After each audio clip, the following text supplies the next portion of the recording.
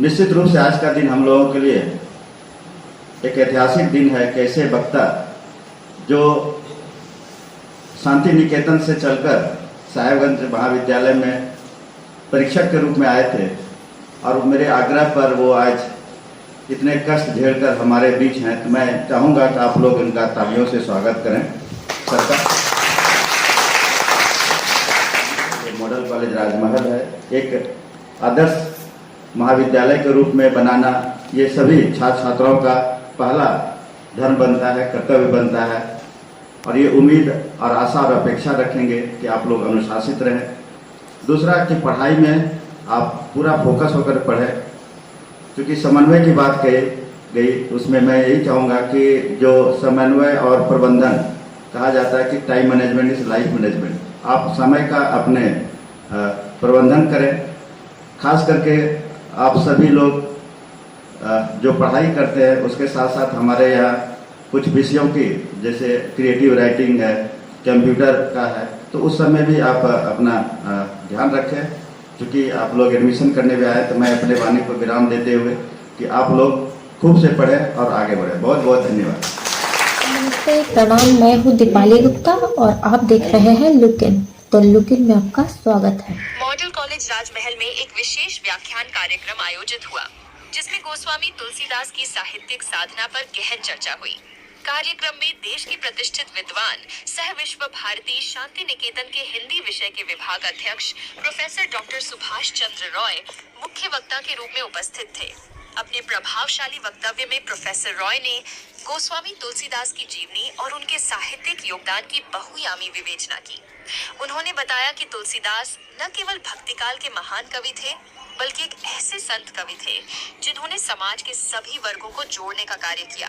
कहा, तुलसीदास की भाषा में अद्वितीय समन्वय था, चाहे वह लोक भाषा हो, संस्कृत निष्ठ शब्द हो या भावनात्मक गहराई।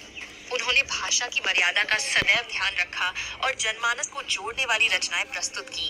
इस मौके पर ही प्रोफेसर रॉय ने सुप्रसिद्ध साहित्यकार मुंशी प्रेमचंद की जयंती की पूर्व संध्या पर भी उनके प्रति श्रद्धा सुमन अर्पित करते हुए उनकी यथार्थवादी दृष्टि, सामाजिक सरोकारों और साहित्यिक प्रतिबद्धता की सराहना की। उन्होंने प्रेमचंद की रचनाओं को समाज के मर्म को उजागर करने वाला दस्तावेज बताया। प्रोफेसर रॉय ने कहा, एकता से ही उन्नति संभव है और अनेकता में यदि समन्वय न हो तो वह पतन का कारण बनती है। कार्यक्रम की अध्यक्षता कर रहे महाविद्यालय के प्राचार्य डॉक्टर रणजीत कुमार सिंह ने कहा कि जीवन में सफलता का मार्ग समय और कार्य के बीच उचित सामंजस्य स्थापित करने से ही निकलता है। उन्होंने तुलसीदास और प्रेमचंद जैसे साहित्यकारों से प्रेरणा लेने की बात कही और विद्यार्थियों से साहित्यिक मूल्यों को आत्मसात करने का आग्रह किया। कार्यक्रम का संचालन हिंदी विभाग के प्राध्यापक डॉक्टर अमित कुमार ने अत्यंत प्रभावशाली ढंग से किया। कार्यक्रम में महाविद्यालय के वरिष्ठ प्राध्यापक डॉक्टर रमजना अली, डॉक्टर विवेक कुमार महतो, अंकिता सिंह, शिक्षकगण, कर्मचारी, अभिभावक तथा छात्र छात्राएं उपस्थित थे। कार्यक्रम के बाद मुख्य अतिथि के द्वारा पालम खीरा का पौधा लगाकर स्वास्थ्य और पर्यावरण संरक्षण का संदेश दिया गया। इस दौरान उपस्थित छात्र छात्राओं ने पौधारोपण कर पर्यावरण संरक्षण का संकल्प लिया।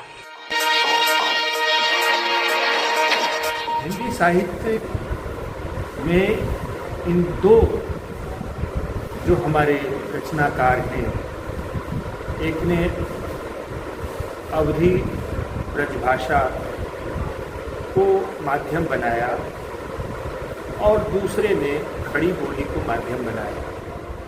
एक ने महाकाव्य लिखा, खंड काव्य लिखा, रामचरितमानस, विनय पत्रिका, कवितावली, गीतावली, रामलला नहचू जैसी रचना लिखी और दूसरे ने गोदान, सेवा सदन, रंगभूमि, कर्मभूमि, प्रेमाश्रम जैसी रचना और पंच परमेश्वर जैसी कहानी जो हमारे समाज में जो कुछ भी हो रहा है, लोगों की मनः स्थिति का ऐसा सांगोपांग विवेचन, मैं तो ये कहता हूँ कि ये दो जो रचनाकार हैं हिंदी साहित्य के, जिन्होंने प्रत्येक व्यक्ति को मन को पढ़ा, समाज को देखा और कैसे समाज में समन्वय की स्थापना हो, कैसे समाज आपसी भाईचारे के साथ वह मिलजुल कर आगे बढ़े, इसकी बहुत सी जो सुप्त पंक्तियाँ उन्होंने जो दी हैं वो हम सब के लिए द्रष्टव्य है।